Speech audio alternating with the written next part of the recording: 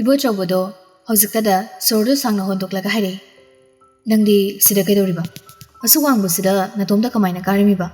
Nasadusu ison sonthare. Asugwangbu sidagi ontharade kamai tawne. Nang safe oinabagidamagta imana makhada lehele. Aduga nangna asugwangbu sida lepaga leramisa kaigino haiwani. Malayado mamaidi lesilei kablubagi ningik lawba khonjalda haine. Tamcho mamangda tam uriba awang chingagi chingkhongda tariba khulse. Nangsidra. Malia. Tamcho tamna uriba chingyata myase awang khunni. Tu ubra. Awang chingyada piktang uriba lampak mujase. Lampak mujase dani nangai nungsi seho oikibado. Aikoi nigi han bitin pam oikibado. Chingyagi lampak mujase dani. Mana aikoi nigi khutse sambiduna panthungni honkibani. Nangai gi haurakpham amadi boloi phamsu ohin bikiba.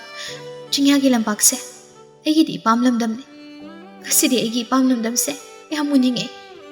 Yamna sanungsire. Adunani sigi maton sitamna ngamboi ngamdaboy turoi ngaroi karaga homsina leptuna ipamlamdam lamnungsi ningol punsi haurakpham oijabi mabu mitsina muktadi pene yengjage khana karakpani. Ado tamcho su yengbiyo nungsidra aigi ipamlamdam se. Adubu laibak thibi malayadi wahanglaba building sigi maton sida lepaga mitse pene yengjaba natana ipamlamdam magi tampak takta khongdabadi phangsadre. Nungsiye hamna ipamlamdam se malayagi punsigi haurakphamni khoiri nawpham taphamni. Chingyadam ya hauriba uri upal akhoi loinamak aiga homin kaminarakibani. Makhoi loinamak malayagi marum ngaktani. Ai makhoi mayam uninge tamjo. Makhoi ga wari sananinge. Nongmatang oirabasu aibu ipamlamdamda pubiyo. Aikoi nigi nungsi sehu phamoirakiba chingyagi lampak macha asida phamlagba hauriba upal singa awanungai wari sajake. Ipamlamdangda amtangdi khongdanjage. Wahai mate khara se haraga malayado mamaidu tamna leisilaktuna ibo chawgi mathada jangkhre.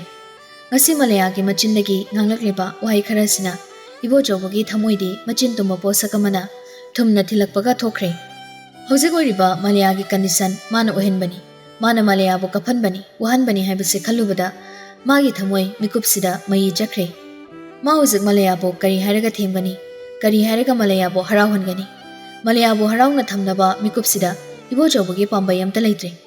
Mana malayabu phanaluna tawdunasu sanalupa lanthumna chimu wangna pairaga thambidunasu malaya ningolni. Ningol oirubana mapamlamdam soidana nungsirakani. Soidana mapamlamdam khongdaningamgani. Ningolga mapamlamdamga anisigi marakta lainariba asengwa marisidi puari oini iduna lehorabani. Masidani ibo chawbana haifam tapong khangdriba pungning wakhalai tadriba. Hoi mai haida malayabu satpam khalaga makhada kumdarakle. Malayabu kada pusinbirei. Aduga phamungda thangjalaga hipthali. Aduga masu mafiga hungda malayagi nakta sar hiptharaga malayabu mathada chena konjin bigre. Khungub yawbanina phamung makhada makhong anidu yanthari. Ibo chawbodo hojik phawba wa machet amata nganglakte. Malayabu yam chena konlaga tumina dumak leiri. Malaya su kaishu hairude magi tamchogi mathada mamaidu upsilaga lei. Adubu magi ngasi oiriba mawong matawsina magi tamchogi thamoidi yam sathina sokhalle haibase hojiktada khangi. Phana kapninglabasu ma kaptre. Nungaitaba pumnamak phazilaga kaisu khandaba saraga makutuna ibo chawgi mamaiduda tamna nalei. Tamcho ibo chawbodo malayana kaurakpaduda malayabu mathadagi chena kolambado khara komdoraga thadurei. Makhona mana malayagi managalda tamna nanthabi. Tamcho lei. Nangbu tamchoda kai hainingino. Tamcho waramani phise hongdokpiro. Ai chamtongna thaknaba ama semjarake. Kedobagi mathakta karorin. Nangbu wangkraba building sigi maton tamna karido kisadro. Kuzin khuna toktagi soikiduna tarakpa thobadi nang kari oine. Namana ja phatanungda thokre khalo. Imaga tamchoga kai oigani haibaso nang karimta khandadriba gaigin. Tamchogi imagana nangi damakta kyam wasaba kyam pakhatjabage. Nangsu khangpam thokpani thoktrane. Nasasu lingam sangamdre. Asu wangmusida karadi ontarakpa ya haibase khangabani. Mathakta kadrasu nangi apamado tamchogda hairaga loire. Awang chingyagi lampak machaduda pubiyo haibada ꯇꯥꯝꯆꯧꯅ ꯌꯥꯔꯣꯏꯗꯕꯩ ꯃꯔꯝ ꯂꯩꯕ꯭ꯔꯣ? ꯅꯪꯅꯕꯨ ꯄꯥꯝꯃꯗꯤ ꯆꯤꯡꯌꯥꯒꯤ ꯂꯝꯄꯥꯛ ꯃꯆꯥꯗꯨꯗ ꯑꯗꯨꯝ ꯄꯨꯕꯤꯔꯒ ꯂꯣꯏꯔꯦꯗꯅ. ꯅꯪꯅ ꯄꯥꯝꯕ ꯈꯨꯗꯤꯡ ꯇꯥꯝꯆꯧꯗ ꯂꯣꯏꯅ ꯍꯥꯏꯌꯨ. ꯑꯩꯅ ꯅꯉꯣꯟꯗ ꯅꯐꯝꯗꯁꯨ ꯇꯠꯇꯅ ꯍꯥꯏꯈ꯭ꯔꯤꯗꯨꯅꯤ. ꯃꯁꯤ ꯅꯪꯅ ꯍꯦꯛ ꯀꯥꯎꯔꯤꯕꯁꯤ ꯀꯩꯒꯤꯅꯣ? ꯅꯪ ꯍꯧꯖꯤꯛ ꯐꯥꯎꯕ ꯇꯥꯝꯆꯧ ꯁꯛ ꯈꯪꯗ꯭ꯔꯤꯕꯣ? ꯇꯥꯝꯆꯧ, ꯑꯩꯁꯦ ꯉꯁꯤꯁꯦ ꯏꯇꯣꯝꯇ ꯂꯩꯕꯅꯤ.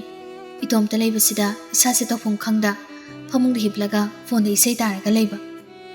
ꯃꯄꯥꯝ ꯂꯝꯗꯝꯕꯨ ꯁꯩꯊꯥꯕ ꯏꯁꯩ ꯑꯃ ꯇꯥꯔꯨꯕꯗꯒꯤ ꯄꯨꯛꯅꯤꯡꯁꯦ ꯈꯪꯅꯨꯡ ꯅꯨꯡꯁꯤꯔꯛꯄꯅꯤ. ꯉꯁꯤꯗꯤ ꯑꯩꯒꯤ ꯏꯄꯥꯝ ꯂꯝꯗꯝꯗꯣ ꯌꯥꯝ ꯎꯅꯤꯡꯉꯤ. ꯁꯨꯝ ꯏꯁꯩ ꯇꯥꯔꯝꯕꯗꯒꯤ ꯍꯧꯒꯠꯂꯒ ꯃꯊꯛꯇ ꯀꯥꯔꯒꯅꯦ ꯑꯩꯒꯤ ꯏꯄꯥꯝ ꯂꯝꯗꯝꯗꯣ ꯏꯃꯤꯠꯁꯤꯅ ꯄꯦꯟꯅ ꯌꯦꯡꯖꯔꯨꯕꯅꯤ. ꯑꯗꯨꯕꯨ ꯑꯩ ꯃꯇꯨꯡꯗꯗꯤ ꯇꯥꯝꯆꯧꯅ ꯅꯨꯡꯉꯥꯏꯔꯣꯏꯗꯕ ꯊꯕꯛ ꯑꯝꯇ ꯇꯧꯔꯔꯣꯏ. ꯌꯥꯔꯦꯁꯦ ꯇꯣ. ꯑꯗꯨ ꯏꯃꯥꯗꯤ? ꯃꯃꯥꯡ ꯂꯩꯀꯥꯏꯗ ꯂꯩꯇꯕ ꯑꯃ ꯌꯥꯎ ꯃꯥꯜꯂꯤ. ꯃꯌꯥꯏꯒ ꯏꯃꯥꯒ ꯁꯤꯋꯥꯡꯕ ꯆꯠꯈꯤꯕꯅꯤ. ꯄꯨꯡ ꯀꯌꯥꯗꯒꯤ ꯅꯇꯣꯝꯇ ꯂꯩꯔꯤꯕ? ꯄꯨꯡ 2 ꯑꯗꯨꯋꯥꯏꯗꯒꯤ. ꯑꯗꯨꯗ ꯅꯇꯣꯝꯇ ꯂꯩ ꯍꯥꯏꯔꯗꯤ ꯇꯥꯝꯆꯧꯗ ꯀꯣꯛ ꯍꯥꯏꯔꯛꯄ ꯌꯥꯗ꯭ꯔꯣ? ꯇꯥꯝꯆꯧꯗꯤ ꯑꯣꯐꯤꯁꯇ ꯂꯩꯕꯅꯤꯅ ꯀꯃꯥꯏ ꯍꯥꯏꯔꯛꯇꯣꯏꯅꯣ? ꯑꯣ, ꯅꯇꯣꯝꯇ ꯂꯩꯕꯒꯤ ꯈꯨꯗꯣꯡꯆꯥꯕ ꯂꯧꯔꯒ ꯌꯥꯝ ꯀꯞꯆꯅꯤꯡꯕ ꯅꯠꯇ꯭ꯔꯣ? ꯅꯇꯣꯝꯇ ꯂꯩꯔꯕꯅꯤꯅ ꯄꯦꯟꯅ ꯀꯞꯆꯔꯝꯃꯅꯤ. ꯃꯂꯩꯌꯥꯗꯣ ꯏꯕꯣꯆꯧꯕꯒꯤ ꯋꯥꯔꯧꯅ ꯉꯥꯡꯂꯛꯄ ꯋꯥꯍꯩꯗꯨꯗ ꯈꯨꯝꯂꯨꯗ꯭ꯔꯤ. ꯃꯂꯩꯌꯥ, ꯑꯣꯐꯤꯁꯀꯤ ꯊꯕꯛꯅ ꯊꯕꯛꯅꯤ. ꯏꯃꯥꯒ ꯃꯌꯥꯏꯒꯅ ꯆꯠꯇꯕ ꯌꯥꯗꯕꯒꯤ ꯆꯠꯈ꯭ꯔꯦ ꯍꯥꯏꯔꯗꯤ ꯅꯪ ꯑꯩꯉꯣꯟꯗ ꯈꯪꯍꯜꯂꯛꯄꯝ ꯊꯣꯛꯏ. ꯑꯣꯐꯤꯁꯀꯤ ꯊꯕꯛ ꯈꯛꯇꯅ ꯊꯕꯛ ꯑꯣꯏꯅ ꯂꯧꯔꯗꯤ ꯌꯨꯝꯒꯤ ꯑꯦꯅꯤ ꯄ꯭ꯔꯣꯕ꯭ꯂꯦꯝ ꯑꯃ ꯂꯥꯛꯄꯗ ꯀꯃꯥꯏꯅ ꯄ꯭ꯔꯣꯕ꯭ꯂꯦꯝꯗꯨ ꯁꯣꯜꯚ ꯇꯧꯗꯣꯏꯅꯣ? ꯌꯨꯝꯗ ꯑꯔꯨꯕ ꯄ꯭ꯔꯣꯕ꯭ꯂꯦꯝ ꯑꯃ ꯂꯩꯔꯦ ꯅꯠꯇ꯭ꯔꯒꯅ ꯑꯦꯅꯤ ꯀ꯭ꯔꯥꯏꯝ ꯑꯃ ꯊꯣꯛꯂꯦ ꯍꯥꯏꯅ ꯈꯜꯂꯣꯅꯦ. ꯇꯥꯝꯆꯧ ꯑꯣꯐꯤꯁꯇ ꯂꯩ. ꯊꯣꯛꯂꯤꯕ ꯀ꯭ꯔꯥꯏꯝꯁꯤꯕꯨꯗꯤ ꯑꯣꯐꯤꯁꯀꯤ ꯊꯕꯛꯅ ꯍꯦꯟꯅ ꯃꯔꯨ ꯑꯣꯏ ꯍꯥꯏꯗꯅ ꯇꯥꯝꯆꯧ ꯈꯪꯍꯜꯂꯣꯏꯗꯧꯔꯤꯕ꯭ꯔꯕ? ꯍꯥ, ꯈꯨꯝꯃꯨꯅꯦ ꯑꯝꯇ. ꯇꯥꯝꯆꯧ, ꯑꯩ ꯁꯣꯏꯈ꯭ꯔꯦ ꯍꯥꯏꯕꯅꯤ. ꯃꯂꯩꯌꯥ, ꯍꯧꯖꯤꯛ ꯅꯪꯒꯤ ꯑꯣꯏꯔꯤꯕ ꯇꯥꯏꯃꯤꯡꯁꯦ ꯌꯥꯝ ꯃꯔꯨ ꯑꯣꯏꯕ ꯇꯥꯏꯃꯤꯡꯅꯤ. ꯅꯇꯣꯝꯇ ꯂꯩꯕ ꯌꯥꯕ ꯇꯥꯏꯃꯤꯡ ꯅꯠꯇꯦ. ꯅꯪꯒꯤ ꯀꯟꯗꯤꯁꯟꯁꯤꯅ ꯇꯥꯝꯆꯧꯒꯤ ꯐꯝꯗ ꯈ꯭ꯋꯥꯏꯗꯒꯤ ꯃꯔꯨ ꯑꯣꯏ. ꯑꯣꯐꯤꯁꯇ ꯑꯔꯥꯏꯕꯅꯤ. ꯂꯤꯞ ꯂꯧꯔꯒ ꯌꯥꯅꯕ ꯉꯥꯛꯇꯅꯤ. ꯀꯟꯗꯤꯁꯟꯅ ꯌꯥꯔꯛꯇ꯭ꯔꯗꯤ. ꯃꯤꯔꯣꯟꯕꯨ ꯑꯃꯅ 7 ꯃꯟꯊꯁ ꯌꯧꯁꯤꯜꯂꯛꯑꯕꯗꯤ ꯌꯥꯝ ꯆꯦꯛꯁꯤꯟꯅ ꯁꯦꯟꯅꯕꯤꯕ ꯑꯃ ꯗꯔꯀꯥꯔ ꯑꯣꯏ. ꯅꯪ ꯅꯁꯥꯅꯁꯨ ꯌꯥꯝ ꯀꯦꯌꯔ ꯂꯧꯖꯒꯗꯕꯅꯤ. ꯅꯨꯄꯤ ꯑꯣꯏꯕꯤ ꯅꯣꯏꯒꯤ ꯁꯤꯒꯤ ꯇꯥꯏꯃꯤꯡꯁꯤꯗꯒꯤ ꯍꯦꯟꯅ ꯃꯔꯨ ꯑꯣꯏꯕ ꯇꯥꯏꯃꯤꯡ ꯑꯃꯠꯇ ꯂꯩꯇꯦ. ꯑꯗꯨꯅ ꯌꯥꯝ ꯆꯦꯛꯁꯤꯟꯐꯝ ꯊꯣꯛꯏ. ꯃꯂꯩꯌꯥꯗꯣ ꯀꯔꯤꯝꯇ ꯈꯟꯗꯕ ꯁꯥꯔꯒ, ꯇꯥꯝꯆꯧ, ꯑꯩ ꯃꯃꯥ ꯑꯣꯏꯗꯧꯔꯦꯀꯣ? ꯁ꯭ꯌꯣꯔ. ꯅꯪ ꯁꯣꯏꯗꯅ ꯃꯃꯥ ꯑꯣꯏꯔꯅꯤ. ꯃꯗꯨꯁꯨ ꯇꯥꯝꯆꯧꯒꯤ ꯏꯆꯥꯒꯤ ꯃꯃꯥ, ꯅꯠꯇ꯭ꯔꯥ? ꯇꯥꯝꯆꯧꯒꯤ ꯅꯨꯡꯁꯤ ꯈꯨꯗꯣꯜ ꯐꯪꯖꯗꯨꯅ ꯑꯩꯈꯣꯏ ꯑꯅꯤꯒꯤ ꯏꯆꯥꯒꯤ ꯃꯃꯥ ꯑꯣꯏꯒꯗꯧꯔꯕ ꯃꯤꯀꯨꯞꯁꯤꯗꯗꯤ ꯑꯩꯒꯤ ꯏꯃꯥꯗꯣ ꯌꯥꯝ ꯎꯅꯤꯡꯉꯤ. ꯌꯥꯝꯅꯁꯨ ꯅꯨꯡꯁꯤꯔꯛꯏ. ꯏꯃꯥꯕꯨ ꯃꯤꯠꯁꯤꯅ ꯑꯃꯨꯛꯇꯪ ꯎꯖꯕ ꯐꯪꯂꯗꯤ ꯑꯩꯁꯦ ꯌꯥꯝ ꯄꯦꯟꯖꯒꯅꯤ. ꯀꯨꯏꯔꯦ ꯏꯃꯥꯕꯨ ꯎꯈꯤꯗꯕ. ꯆꯍꯤ ꯐꯥꯖꯤꯜꯂꯛꯂꯤ. ꯏꯃꯥꯅ ꯃꯆꯥ ꯑꯩꯕꯨ ꯅꯨꯡꯁꯤꯕꯤꯗꯕꯁꯨ ꯃꯄꯣꯛꯊꯣꯛꯀꯤ ꯃꯆꯥꯕꯨ ꯏꯟꯊꯣꯛꯂꯒ ꯊꯝꯕ ꯉꯝꯕꯤ. ꯐꯠꯇ꯭ꯔꯕꯤ ꯑꯩꯒꯤ ꯏꯃꯥꯗꯣ ꯌꯥꯝ ꯅꯨꯡꯁꯤꯕꯅꯤ. ꯑꯗꯨꯕꯨ ꯏꯃꯥ ꯏꯆꯥꯒꯤ ꯍꯧꯖꯤꯛ ꯂꯩꯅꯔꯤꯕ ꯀꯟꯗꯤꯁꯟꯁꯤꯗꯗꯤ ꯑꯩ ꯏꯃꯥꯕꯨ ꯎꯖꯕ ꯐꯪꯒꯅꯤ ꯍꯥꯏꯕꯗꯨ ꯊꯥꯖꯗ꯭ꯔꯦ. ꯑꯗꯨꯕꯨ ꯇꯥꯝꯆꯧ, ꯏꯄꯥꯝ ꯂꯝꯗꯝꯗ ꯑꯃꯨꯛꯇꯪꯗꯤ ꯄꯨꯕꯤꯌꯨ. ꯆꯤꯡꯌꯥꯒꯤ ꯂꯝꯄꯥꯛ ꯃꯆꯥꯗꯨꯗ ꯂꯦꯞꯄꯒ ꯍꯧꯔꯤꯕ ꯎꯄꯥꯜ ꯋꯥꯄꯥꯜ, ꯂꯧꯕꯨꯛ ꯂꯝꯍꯥꯡ, ꯂꯣꯏꯖꯤꯡ ꯂꯣꯏꯌꯥ ꯃꯤꯠꯁꯤꯅ ꯄꯦꯟꯅ ꯑꯃꯨꯛꯇꯪꯗꯤ ꯌꯦꯡꯖꯒꯦꯕ. ꯐꯔꯦꯁꯦ, ꯅꯤꯡꯊꯤꯅ ꯄꯣꯊꯥꯔꯒ ꯂꯩꯔꯣ. ꯇꯥꯝꯆꯧ ꯐꯤꯌꯣꯡ ꯂꯨꯈꯤꯒꯦ. ꯁꯥꯕꯅꯁꯨ ꯂꯣꯏꯔꯦ. ꯏꯕꯣꯆꯧꯕꯗꯣ ꯃꯂꯩꯌꯥꯕꯨ ꯀꯣꯜꯂꯤꯕꯗꯣ ꯇꯞꯅ ꯊꯥꯗꯣꯔꯛꯏ. ꯍꯤꯞꯂꯝꯕꯗꯩ ꯍꯧꯒꯠꯂꯒ ꯐꯤ ꯍꯣꯡꯕ ꯆꯠꯈ꯭ꯔꯦ. ꯃꯂꯩꯌꯥꯗꯤ ꯃꯊ꯭ꯋꯥꯏ ꯅꯨꯡꯉꯥꯏꯖꯗ꯭ꯔꯦ. ꯃꯥꯒꯤ ꯇꯥꯝꯆꯧꯗ ꯃꯄꯥꯝ ꯂꯝꯗꯝꯗ ꯅꯣꯡꯃꯇ ꯑꯣꯏꯔꯕꯁꯨ ꯄꯨꯕꯤꯌꯨ ꯍꯥꯏꯖꯕꯅꯤ. ꯑꯗꯨꯕꯨ ꯏꯕꯣꯆꯧꯕꯅꯗꯤ ꯄꯥꯎꯈꯨꯝ ꯄꯤꯕꯤꯔꯝꯗ꯭ꯔꯤ. ꯃꯥꯒꯤ ꯇꯥꯝꯆꯧꯅ ꯈꯪꯁꯤꯟ ꯎꯁꯤꯟꯅꯗꯕꯒꯤ ꯃꯑꯣꯡꯗ ꯀꯔꯤꯝꯇ ꯍꯥꯏꯔꯝꯗꯅ ꯊꯣꯛꯈꯤꯕꯗꯨꯗ ꯃꯂꯩꯌꯥꯗꯨ ꯅꯨꯡꯉꯥꯏꯖꯗ꯭ꯔꯕꯅꯤ. ꯇꯥꯝꯆꯧꯁꯦ ꯌꯥꯝꯅꯗꯤ ꯐꯩ. ꯑꯗꯨꯕꯨ ꯑꯩꯒꯤ ꯑꯄꯥꯝꯕꯗꯤ ꯈꯪꯕꯤꯗꯦ. ꯅꯨꯄꯥ ꯑꯣꯏꯕꯅꯔ ꯈꯪꯗꯦ. ꯈꯪꯁꯤꯟ ꯎꯁꯤꯟꯅꯗꯕ ꯌꯥꯝ ꯍꯩ. ꯅꯣꯡꯃꯇꯁꯨ ꯆꯤꯡꯌꯥ ꯇꯝꯌꯥꯂꯣꯝꯗ ꯀꯣꯏꯊꯣꯛꯎꯁꯦ ꯍꯥꯏꯕꯤꯗꯦ. ꯀꯗꯥꯏꯗ ꯆꯠꯅꯤꯡꯉꯤ, ꯀꯔꯤ ꯇꯧꯅꯤꯡꯉꯤ ꯅꯣꯡꯃꯇ ꯍꯪꯕꯤꯗꯦ. ꯅꯨꯄꯥ ꯃꯣꯏꯁꯦ ꯄꯪꯁꯤꯟꯅꯕ ꯌꯥꯝ ꯍꯩ. ꯇꯥꯝꯆꯧꯒꯤ ꯑꯄꯥꯝꯕꯗꯨꯗꯅꯤ ꯍꯥꯏꯔꯤꯕ. ꯑꯩꯒꯤ ꯑꯄꯥꯝꯕꯗꯤ ꯅꯣꯡꯃꯇ ꯍꯪꯕꯤꯗꯦ. ꯑꯁꯨꯝꯅ ꯃꯂꯩꯌꯥꯗꯣ ꯃꯑꯣꯟ ꯃꯑꯣꯟ ꯈꯜꯂꯤ. ꯁꯟꯗꯦ ꯅꯨꯃꯤꯠꯅꯤ. ꯏꯕꯣꯆꯧꯕꯗꯣ ꯑꯣꯐꯤꯁ ꯆꯠꯀꯗꯕꯒꯤ ꯍꯣꯕꯦ ꯍꯣꯕꯦ ꯂꯣꯏꯁꯤꯜꯂꯤ. ꯂꯣꯏꯔꯒ ꯃꯂꯩꯌꯥꯒꯤ ꯃꯅꯥꯛꯇ ꯆꯪꯂꯛꯏ. ꯃꯂꯩꯌꯥ, ꯇꯥꯝꯆꯧ ꯑꯣꯐꯤꯁ ꯆꯠꯂꯨꯈꯤꯒे. ꯇꯥꯝꯆꯧꯁꯦ ꯉꯁꯤꯗꯤ ꯈꯔ ꯊꯨꯔꯦ. ꯑꯗꯣ ꯅꯪ ꯃꯊꯛꯇ ꯀꯥꯔꯝꯒꯅꯨꯀꯣ. ꯀꯥꯁꯤꯗ ꯄꯣꯊꯥꯔꯒ ꯅꯤꯡꯊꯤꯖꯅ ꯂꯩꯔꯝꯃꯨ. ꯃꯣꯂꯤ ꯃꯣꯂꯤ ꯃꯊꯛꯇ ꯑꯃꯨꯛ ꯀꯥꯔꯨꯅꯤꯀꯣ. ꯇꯥꯝꯆꯧ ꯁꯥꯎꯟꯒꯅꯨ. ꯂꯝ ꯍꯦꯜꯂꯗꯤ ꯇꯥꯝꯆꯧ ꯍꯦꯛꯇ ꯁꯥꯎꯔꯛꯀꯅꯤ. ꯃꯂꯩꯌꯥ ꯃꯃꯤꯠꯇ ꯇꯞꯂꯤ ꯇꯞꯂꯤ ꯃꯥꯒꯤ ꯇꯥꯝꯆꯧꯗ ꯅꯨꯡꯃꯤ ꯅꯨꯡ ꯌꯦꯡꯂꯛꯏ. ꯂꯥꯎꯇꯛ ꯇꯧꯔꯤꯕ ꯃꯃꯤꯠ ꯑꯅꯤꯗꯨꯁꯨ ꯅꯤꯡꯊꯤꯖꯅ ꯃꯑꯣꯡ ꯑꯃ ꯇꯥꯅ ꯂꯥꯎꯇꯛ ꯇꯧꯕꯅꯤ. ꯌꯥꯝ ꯀꯥ ꯍꯦꯟꯅ ꯂꯥꯎꯔꯨꯕꯗꯤ ꯅꯠꯇꯦ. ꯏꯕꯣꯆꯧꯕꯒꯤ ꯊꯃꯣꯏ ꯁꯨꯝꯂꯒ ꯊꯦꯝꯕ ꯉꯝꯅ ꯂꯥꯎꯕ ꯃꯤꯠꯅꯤ. ꯃꯥꯒꯤ ꯂꯥꯎꯇꯛ ꯇꯧꯕ ꯃꯃꯤꯠ ꯑꯅꯤꯗꯨꯅ ꯌꯥꯝ ꯑꯣꯏꯅꯅ ꯅꯣꯡꯃꯤ ꯅꯣꯡꯃꯤ ꯏꯇꯞ ꯇꯞꯅ ꯌꯦꯡꯂꯛꯄ ꯃꯤꯠꯌꯦꯡꯁꯤꯗꯅꯤ ꯏꯕꯣꯆꯧꯕꯅ ꯃꯊꯣꯡ ꯃꯔꯝ ꯈꯪꯗ ꯐꯥꯅ ꯄꯨꯅ ꯉꯝꯗ ꯉꯥꯎꯖꯔꯤꯕꯁꯦ. ꯀꯥꯎꯔꯣꯏꯌꯦ. ꯇꯥꯝꯆꯧꯅ ꯑꯣꯐꯤꯁꯇꯒꯤ ꯍꯜꯂꯛꯇ꯭ꯔꯤ ꯐꯥꯎꯕ ꯀꯥꯁꯤꯗ ꯂꯦꯡꯗꯅ ꯁꯨꯝ ꯂꯩꯔꯝꯒꯦ. ꯑꯗꯣ ꯑꯩꯅ ꯅꯍꯥꯟ ꯃꯊꯛꯇ ꯀꯥꯔꯨꯕꯗꯣ ꯏꯃꯥ ꯍꯣꯏꯗ ꯍꯥꯏꯗꯣꯛꯄꯤꯒꯅꯨꯀꯣ. ꯏꯃꯥ ꯇꯥꯔꯗꯤ ꯕꯤꯄꯤ ꯄꯣꯈꯥꯏꯈꯤꯗꯧ ꯃꯥꯜꯂꯤ. ꯏꯃꯥꯅ ꯋꯥꯖꯕꯗꯣ ꯈꯪꯖꯤꯟꯕꯤꯕ ꯐꯩ. ꯃꯃꯧꯒ ꯄꯨꯛꯅꯨꯡꯗ ꯌꯥꯎꯔꯤꯕ ꯃꯁꯨꯗꯨꯒꯇꯅꯤ ꯏꯃꯥꯅ ꯂꯥꯏꯅꯤꯡ ꯑꯣꯏꯖꯔꯤꯁꯦ.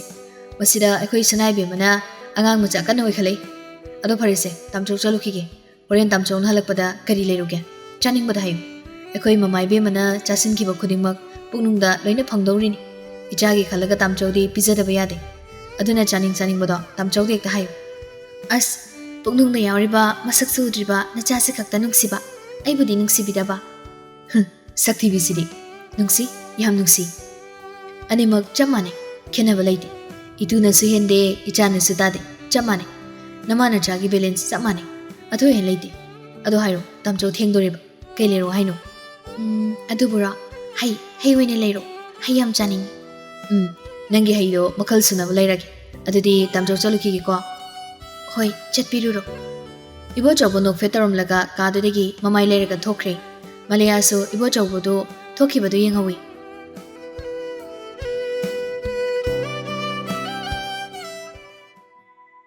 ꯃꯂꯩꯌꯥꯒꯤ ꯃꯄꯥꯝꯗꯅꯤ ꯃꯂꯩꯌꯥꯒꯤ ꯃꯕꯨꯡ ꯑꯍꯜ ꯃꯉꯥꯜꯒ ꯃꯅꯝꯃ ꯁꯨꯅꯤꯒꯗꯣ ꯃꯣꯏꯒꯤ ꯀꯥꯒꯤ ꯁꯣꯐꯥꯗꯨꯗ ꯐꯝꯂꯒ ꯋꯥꯔꯤ ꯇꯧꯔꯤ ꯃꯉꯥꯜꯅ ꯁꯨꯅꯤꯌꯥ ꯑꯩꯈꯣꯏ ꯏꯕꯦꯝꯃꯗꯣ ꯀꯨꯏꯔꯦ ꯀꯣꯛꯈꯤꯗꯕ ꯆꯍꯤ ꯐꯥꯖꯤꯜꯂꯛꯂꯦ ꯏꯆꯟꯗꯣ ꯑꯩꯕꯨ ꯌꯥꯝ ꯋꯥꯔꯧꯔꯕꯅꯤ ꯉꯁꯤ ꯅꯣꯡꯃ ꯅꯤꯅꯤꯁꯦ ꯃꯪꯉꯥꯗ ꯌꯥꯝ ꯇꯣꯏꯅ ꯎꯏ ꯋꯥꯁꯨ ꯉꯥꯡꯗꯦ ꯍꯪꯂꯁꯨ ꯈꯨꯝꯗꯦ ꯃꯃꯤꯠꯇꯣ ꯑꯩꯉꯣꯟꯗ ꯌꯥꯝ ꯋꯥꯔꯧꯅ ꯌꯦꯡꯂꯒ ꯂꯩ ꯇꯥꯃꯣ ꯏꯆꯟꯗꯣ ꯌꯥꯝ ꯅꯨꯡꯁꯤꯔꯛꯏ ꯃꯕꯨꯡꯁꯤꯡꯗ ꯌꯥꯝꯅꯁꯨ ꯀꯦꯖꯕꯅꯤ ꯑꯗꯨꯕꯨ ꯏꯆꯟꯒ ꯑꯗꯨꯝ ꯂꯥꯞꯅꯕ ꯍꯥꯏꯗꯣ ꯑꯣꯏꯔꯦꯗꯅ ꯅꯨꯡꯁꯤꯕꯅꯤ ꯏꯆꯟꯗꯣ ꯏꯆꯟꯒꯤ ꯏꯪ ꯂꯥꯎꯕꯤ ꯃꯥꯏꯊꯣꯡꯗꯣ ꯌꯦꯡꯖꯔꯒ ꯃꯕꯨꯡ ꯑꯍꯨꯝꯅ ꯄꯣꯊꯥꯖꯕꯅꯤ ꯏꯆꯥꯗꯒꯤꯁꯨ ꯏꯆꯟꯒꯤ ꯃꯥꯏꯊꯣꯡꯗꯨꯅ ꯍꯦꯟꯕꯅꯤ ꯁꯨꯅꯤꯌꯥ ꯄꯥꯕꯨꯡꯅ ꯏꯃꯥꯒꯅ ꯂꯝꯉꯥꯟꯒ ꯃꯥꯂꯦꯝꯒ ꯑꯩꯈꯣꯏ ꯑꯍꯨꯝ ꯄꯣꯛꯂ ꯃꯇꯨꯡ ꯏꯆꯟꯗꯣ ꯌꯥꯝ ꯇꯥꯡꯅ ꯄꯣꯛꯂꯛꯈꯤꯕꯅꯤ ꯃꯇꯝꯗꯣ ꯑꯩ ꯄꯨꯡꯀꯛ ꯆꯥꯎꯔꯦ ꯀ꯭ꯂꯥꯁ 6-7 ꯑꯗꯨꯃꯥꯏꯅ ꯇꯝꯂꯝꯂꯅꯤ ꯗꯥꯏꯔꯦꯛ ꯑꯣꯏꯅꯗꯤ ꯅꯤꯡꯁꯤꯡꯕ ꯊꯣꯛꯇ꯭ꯔꯦ ꯑꯗꯨꯕꯨ ꯌꯥꯝ ꯍꯔꯥꯎꯈꯤ ꯄꯤꯛꯂꯤꯕ ꯏꯆꯟꯒꯤ ꯃꯅꯥꯛꯇꯒꯤ ꯍꯦꯟꯗꯣꯛꯈꯤꯗꯦ ꯂꯝꯉꯥꯟꯕꯒ ꯃꯥꯂꯦꯝꯒ ꯑꯩꯈꯣꯏ ꯑꯍꯨꯝ ꯏꯆꯟꯕꯨ ꯃꯨꯟꯅꯗꯣꯏꯅꯤ ꯏꯃꯥꯅ ꯐꯃꯨꯡꯗ ꯁꯨꯝꯕꯤꯔꯒ ꯊꯝꯂꯝꯕꯗꯣ ꯑꯩꯈꯣꯏ ꯑꯍꯨꯝ ꯁꯤꯟꯅꯔꯒ ꯁꯪꯉꯤ ꯇꯨꯝꯕ ꯍꯧꯒꯠꯂꯒ ꯅꯤꯡꯉꯥꯏ ꯇꯧꯔꯛꯄꯗ ꯃꯄꯤ ꯇꯥꯍꯟꯕ ꯌꯥꯔꯣꯏ ꯍꯥꯏ ꯑꯩꯅ ꯂꯝꯉꯥꯟꯕꯒ ꯃꯥꯂꯦꯝꯒꯅ ꯃꯄꯤꯗꯣ ꯄꯪꯇꯩꯗ ꯇꯩꯊꯣꯛꯏ ꯇꯥꯃꯣ ꯎꯔꯗꯤ ꯐꯨꯔꯛꯀꯅꯤꯅ ꯉꯧꯔꯣꯛ ꯉꯧꯕ ꯃꯃꯥꯏ ꯃꯆꯥꯗꯨꯅ ꯏꯃꯥꯒꯤ ꯐꯃꯨꯡꯗ ꯅꯤꯡꯊꯥ ꯑꯉꯧꯕ ꯃꯆꯥ ꯑꯃ ꯌꯣꯝꯁꯤꯜꯂꯒ ꯏꯁꯤꯁꯤꯅ ꯇꯨꯝꯂꯒ ꯂꯩꯕꯗꯣ ꯌꯥꯝ ꯅꯨꯡꯁꯤꯕꯅꯤ ꯃꯤꯠꯁꯤꯗ ꯉꯁꯤꯁꯨ ꯁꯪꯁꯪ ꯎꯔꯤ ꯄꯨꯡꯀꯛ ꯆꯥꯎꯔꯛꯄ ꯃꯔꯣꯜ ꯊꯣꯛꯂꯛꯄ ꯃꯇꯝꯗ ꯃꯥꯅ ꯀꯦꯖꯕꯗꯣ ꯇꯥꯃꯣ ꯇꯝꯌꯥꯏ ꯇꯝꯆꯥ ꯍꯥꯏꯗꯅ ꯃꯔꯣꯜ ꯁꯦꯡꯕꯣꯏ ꯁꯦꯡꯗꯕꯣꯏ ꯀꯧꯕꯗꯣ ꯉꯁꯤꯁꯨ ꯅꯥꯀꯣꯡꯁꯤꯗ ꯑꯗꯨꯃꯛ ꯇꯥꯔꯤ ꯑꯩꯒꯤ ꯇꯥꯃꯣꯅꯤ ꯑꯩꯒꯤ ꯇꯝꯆꯥꯅꯤ ꯇꯝꯌꯥꯏꯒꯗꯤ ꯇꯤꯟꯅꯗꯦ ꯍꯥꯏꯔꯒ ꯑꯩꯈꯣꯏ ꯂꯝꯉꯥꯟꯕ ꯎꯕꯗ ꯃꯆꯤꯟ ꯃꯆꯥ ꯇꯨꯝꯊꯣꯛꯑꯒ ꯂꯩꯕꯗꯣ ꯉꯁꯤꯁꯨ ꯀꯥꯎꯗ꯭ꯔꯤ ꯃꯤꯠꯁꯤꯗ ꯑꯗꯨꯝ ꯎꯔꯤ ꯑꯩꯈꯣꯏ ꯂꯝꯉꯥꯟꯕꯅ ꯍꯦꯛ ꯂꯛꯅꯕꯤꯕ ꯂꯝ ꯍꯦꯜꯂꯦꯅ ꯅꯣꯡ ꯐꯥꯗꯣꯛꯁꯨ ꯈꯨꯄꯥꯛꯅ ꯊꯥꯎꯔꯒꯥꯏꯅ ꯃꯈꯨꯠ ꯊꯥꯡꯒꯠꯂ ꯐꯨꯕ ꯐꯨꯗꯤ ꯐꯨꯗꯕꯤꯗ ꯙꯞ ꯇꯧꯕꯗꯨꯗꯅꯦ ꯂꯝꯉꯥꯟꯕꯗ ꯁꯥꯎꯔꯤꯅꯤ ꯃꯥꯅ ꯇꯝꯌꯥꯏꯒ ꯇꯤꯟꯅꯗꯦ ꯍꯥꯏꯔꯤꯗꯣ ꯑꯗꯨꯕꯨꯁꯨꯅꯦ ꯃꯕꯨꯡ ꯑꯍꯨꯝꯅ ꯑꯗꯨꯛ ꯌꯥꯝ ꯆꯦꯛꯁꯤꯟꯅ ꯊꯝꯖꯕꯤ ꯏꯆꯜꯗꯣ ꯉꯁꯤꯗꯤ ꯃꯕꯨꯡꯁꯤꯡꯒ ꯂꯥꯞꯅꯔꯦ ꯃꯆꯜ ꯃꯕꯨꯡꯒꯤ ꯃꯔꯛꯇ ꯂꯩꯔꯤꯕ ꯀꯩꯔꯣꯏ ꯂꯩꯀꯥꯏ ꯍꯥꯏꯕꯗꯣ ꯑꯣꯏꯅꯔꯦ ꯑꯁꯨꯛ ꯅꯤꯡꯉꯝꯗꯅ ꯂꯦꯟꯒꯗꯕꯒꯤ ꯁꯔꯨꯛꯄꯨꯗꯤ ꯏꯆꯟ ꯍꯥꯏꯕ ꯃꯍꯥꯛꯇꯣ ꯏꯃꯤꯠꯁꯤꯗ ꯎꯖꯔꯝꯗꯕꯅꯦꯅ ꯐꯔꯝꯒꯅꯤ ꯃꯥꯗꯤ ꯏꯁꯣꯔ ꯃꯥꯅ ꯃꯕꯨꯡꯁꯤꯡꯒꯤ ꯊꯃꯣꯏꯕꯨ ꯀꯥꯏꯍꯜꯂꯨꯔꯣ ꯃꯆꯦꯠ ꯇꯥꯅ ꯊꯨꯒꯥꯏꯔꯣ ꯍꯥꯏꯗꯅ ꯃꯕꯨꯡ ꯑꯍꯨꯝꯒꯤ ꯃꯔꯛꯇ ꯊꯥꯔꯛꯄ ꯑꯣꯏꯔꯝꯂꯦ ꯃꯉꯥꯜꯗꯣ ꯃꯃꯤꯠ ꯑꯅꯤꯗꯣ ꯃꯄꯤꯅ ꯏꯆꯣꯠ ꯆꯣꯠꯂꯦ ꯏꯆꯣꯠ ꯆꯣꯠꯂꯕ ꯃꯃꯤꯠ ꯑꯅꯤꯗꯣ ꯈꯨꯅꯝꯗꯨꯅ ꯇꯩꯊꯣꯛꯏ ꯇꯥꯃꯣ ꯍꯥꯏꯁꯨ ꯍꯥꯏꯕꯅꯤ ꯑꯩꯈꯣꯏ ꯏꯕꯦꯝꯃꯕꯨ ꯏꯟꯊꯣꯛꯂꯒ ꯊꯝꯕꯤꯕꯁꯦ ꯌꯥꯝ ꯅꯨꯡꯉꯥꯏꯇꯦ ꯃꯤꯒꯤ ꯃꯆꯦ ꯃꯆꯜꯁꯤꯡꯅ ꯃꯄꯥꯝꯗ ꯂꯥꯛꯄ ꯎꯔꯒ ꯏꯆꯜꯕꯨ ꯅꯤꯡꯁꯤꯡꯒꯅꯨ ꯀꯥꯎꯊꯣꯛ ꯍꯥꯏꯕꯁꯨ ꯌꯥꯗꯦ ꯌꯨꯝꯁꯤꯒꯤ ꯃꯧ ꯑꯃ ꯑꯣꯏꯔꯕꯁꯨ ꯏꯄꯥꯝ ꯂꯝꯗꯝꯗꯗꯤ ꯑꯩꯈꯣꯏꯁꯨ ꯅꯤꯡꯉꯣꯜꯅꯤ ꯇꯥꯃꯣ ꯏꯄꯥꯝꯒꯤ ꯏꯕꯨꯡ ꯏꯄꯥꯁꯤꯡꯅ ꯑꯩꯈꯣꯏꯕꯨꯁꯨ ꯏꯟꯊꯣꯛꯄꯤꯕ ꯊꯣꯛꯂꯕꯗꯤ ꯑꯩꯈꯣꯏꯁꯨ ꯌꯥꯝ ꯅꯨꯡꯉꯥꯏꯔꯣꯏ ꯃꯄꯥꯝꯅ ꯏꯟꯊꯣꯛꯂꯒ ꯊꯝꯕꯤꯕ ꯅꯤꯡꯉꯣꯜ ꯑꯃꯅꯕꯨ ꯀꯌꯥꯝ ꯅꯨꯡꯉꯥꯏꯅ ꯂꯦꯜꯂꯝꯗꯣꯏꯅꯣ ꯃꯋꯥ ꯃꯄꯨꯔꯣꯏꯕꯅ ꯐꯅ ꯂꯨꯅ ꯇꯧꯗꯨꯅꯁꯨ ꯃꯅꯦ ꯃꯥꯅ ꯃꯆꯥ ꯅꯤꯡꯉꯣꯜꯒꯨꯝ ꯂꯣꯏꯅꯕꯤꯔꯕꯁꯨ ꯅꯣꯡꯃ ꯐꯥꯗꯣꯛ ꯃꯄꯨꯛꯅꯤꯡ ꯅꯨꯡꯁꯤꯔꯛꯄ ꯃꯤꯀꯨꯞꯇ ꯃꯄꯥꯝ ꯂꯝꯗꯝꯕꯨ ꯁꯣꯏꯗꯅ ꯅꯤꯡꯁꯤꯡꯂꯛꯀꯅꯤ ꯆꯩꯔꯥꯎꯕ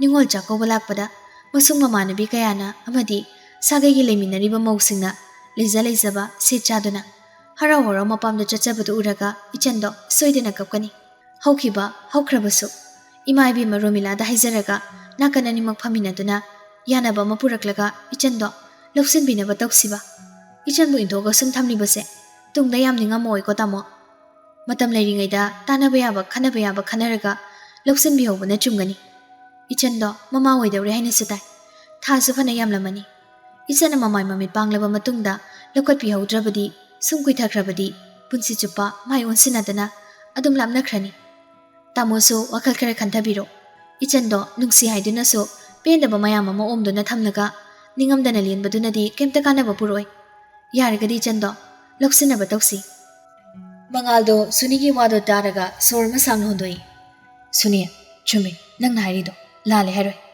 Adubu nupa mayungi ahansingna, pauhan balakpada, ima ijanu utkiba necharuduna, nungsi haiduna su, isangi mapamda khongse pakek thangjinba ngamoidori. Hauzik aini yam ikaidori base, idau tomalgi mamangdani. Ma mayaibagi mapamda budi kaishu khalaragi. Adubu idau tomalgi mapamdadi ima isu utpa ngamloidori. Ichanbu loksinbirage haina khongse hek thangjiluba matamda. Nupa oiraga ngangthokiba wa ngakte. Ngamloidaba leirabadi nachanmu karigi inthoklino haidana. Idau tomalna soiden harakani. Ima ijagi luzakidraba yongi tawdo. Makhoi masen puthoknaduna wari sanani. Masidani aini ikairibasi. Khongse thangjiluba ngamdrib. Amata pokchabi machaningolgi wakhalda. Ima saujikti ngausatnari. Chatli haibado mangai. Chari haibado mangai. Ima se angaubi haibado oi. Sumain toromba ima nate. Adubu akhoi tombi matangsida ima se ngaurga chakidra haibagi chingnaribani. University dagi halaso machi da dum unglaga lei. Macha piba ahum pokcharabaso akhoi ima bo harahunba nungaiba ngamdri. Pothanba su ngamde. Adubu akhoi ichan tombi minok amanadi ima bo nokhanba ngami. Mikup ama tawrga sa pothanba ngami. Suni, piba ga ningolga sa khenadra. Karigino, macha piba singna mama mapa bo pothanba ngamribase. Masi khalubada aigi chalo matik magun yam jawar male. Masida khangli. Tamo, ichalda laksinbirase haibabu migi yaka sum yenglaga leiragadi yararoida. Hoi, ibimado ima hoi tamoigi mayokta lei haibagidamakta inthokpiri. Ningola machin chongkiba matamda khara saunaba muknaba haibase hongna sani. Saunarabanina ngangning mangangnare. Saunabadagi khara ngangnakiba ningai sangdanakibaduda singnaba thamlaga ningola mabo inthoklaga thambiba haibase yam chumdi. Madu hayeng tungda kari oirakani haibado tamosu khantabiyu. Idau tomalga saunakibado pendabagi pangai hainabani. Idau tomal kiduna ichanbu punsi supa inthokpirase hariro. Machaningol chenba chongba tawbada inthoknaba mayam ama lei. Adubu matam khara wani sauba pharaga amata oina kiba ngaktani. Adung nungsikraba ichandubu tomalga saunaki haiduna idau tomalgi mayenglaga leiradi tamo dum kaplaga lenba tabani. Asomdari ichando yam kaplangani yamna supelamaru.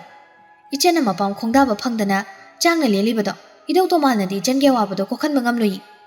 Tamo ichana ni ngamdana lelibado ki maichakto tamo khaktana kokhanba ngamgani.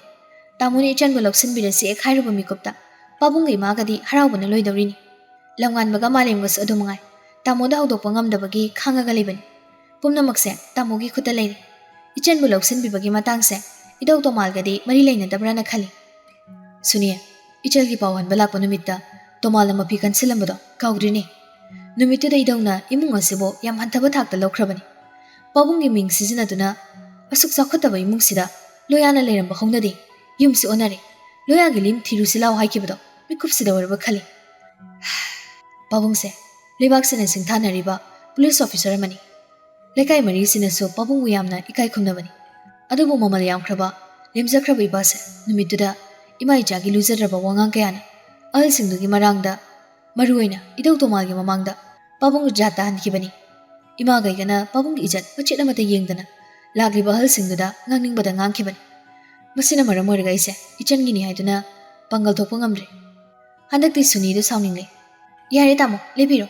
Ichanbu loksinbiroida boragadi wa makha tabirano. Ibemabu loksinbirasu haibani. Masida haukraba mayam ama kothoklaga sumnainaraga leiradi ichani ibungni haiduna kanana su hana yengnaroi. Aide haizaribasini. Aikhoisu ichaningol poklibani. Hayeng ichasingsina mapung marai pharaklaba matamda mayum makai panbagi matang lakpadane ichagi apama maikaida chachasanu. Ichagi apambada khutingzinduna pami pamde thak manai manade kaina ichabu intogesin tawbadi yar. Ningolgi apambada chachakhisanu. Aikhoi tombina phangliba jainase ichadari phanganba yar. Khangbiyu. Tomalgi khalingaidane nachal amakhak yaujabatugi kainabagi maichakto pena khangbiyu. Ichange wado amukhana wari sabiraklinu. Kanaroidaba wada hanjin hanjin ngangnaragane matam mangnabani. Hayeng icha ningoldi ichagi apamba nupaduda chawna luhongthokke. Thak managera manarogera kaisu kaide. Waise haramaga Sunido yam saungna thoki.